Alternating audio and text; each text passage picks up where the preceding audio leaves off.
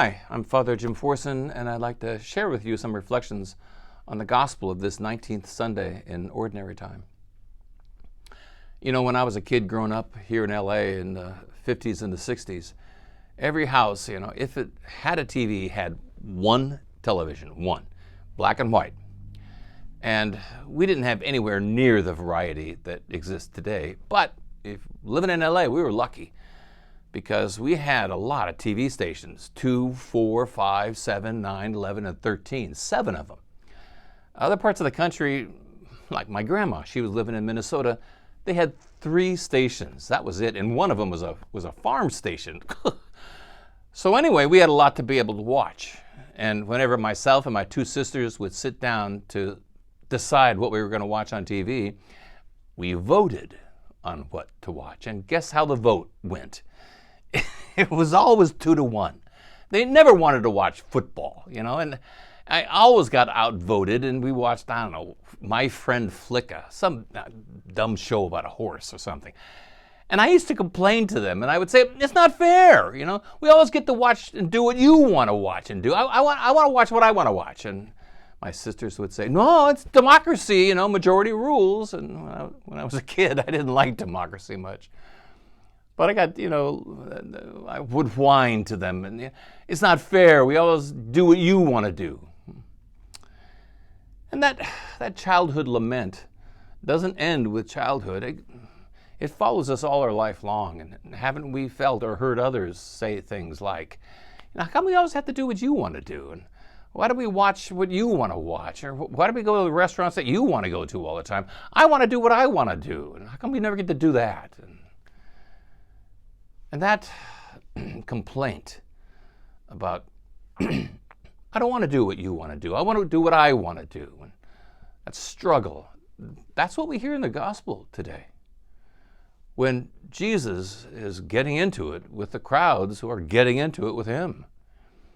He had multiplied the loaves and fishes a while ago. And then he left and went across the lake, and the people managed to track him down, and they were following him. And Jesus had no illusions. He knew why they were following him. They wanted more loaves and fishes. And in fact, the crowds were pretty clear and specific on their expectations of the Messiah, and that is to say, of what they wanted God to be doing for them. They wanted more loaves and fishes, and they wanted more miracles, more cures. And they wanted that Messiah to kick out the Romans and to free Israel and to establish them as they used to be in the days of King David. They were pretty specific and very clear with Jesus what they expected of him. And they told him as much. And Jesus, his response to them was, no, not your way, my way. My way, that is what God the Father has taught me, and that's what I am teaching you. What I have learned from the Father, I am telling you. That's the way.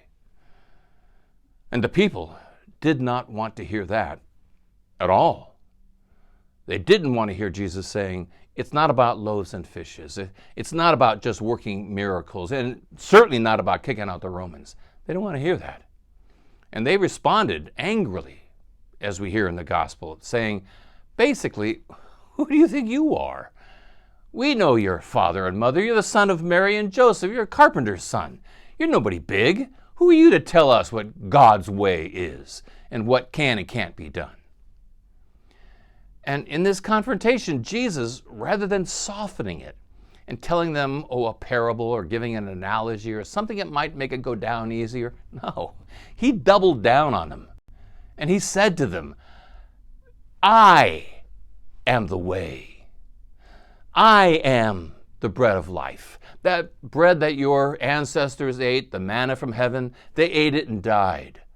I'm the living bread, and you eat this living bread, and you will have life eternal. And if you do not, you will not. I'm the way. And they did not, as we will hear in the upcoming Sundays, they did not take well to that at all. My way, not your way. And they're not alone in that. That same temptation runs through all of us.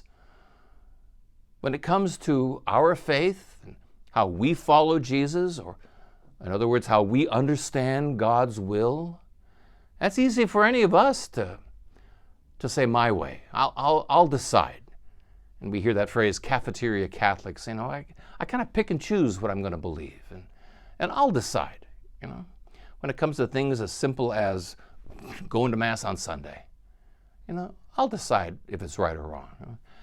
Or when it comes to more difficult, challenging questions of abortion, or of euthanasia, or of in vitro fertilization, or of the death penalty, or immigration, any of those kinds of issues, well, I'll decide. I'm all grown up now. I'll be the one who decides right from wrong or good from evil. I'll choose my way. And as Jesus said to his people, so he says to us, no, it's not your way, my way. The Father has taught me what I am teaching you. And if you do not come through me, you will not go to the Father. You will not have life unless you have life through me. My way. And that can be a hard thing, as it was for the people in the time of Jesus. Be a hard thing for us to listen to. For me to hear, no, not your way, my way. There's a phrase we hear kicked around every now and then, come to Jesus. And it's usually done in context of somebody's behavior needs being corrected or something wrong needs being righted. And we say something along the lines of, well, you know what we need here? We need to come to Jesus with that guy. And maybe today the Gospels, they tell us the same thing. They tell us it's time for a come to Jesus. And it's not necessarily to correct a mistake or bad behavior at all.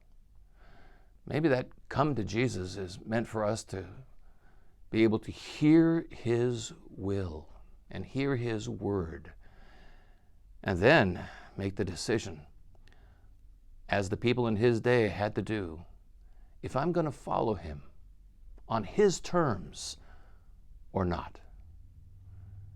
As Isaiah one time said, as high as the heavens are above the earth, so are my ways above your ways and my thoughts above your thoughts. And that's what coming to Jesus is all about. Can I be able to have his ways be my ways and his thoughts be my thoughts? Today, the gospel calls us. Let's have ourselves a little come to Jesus.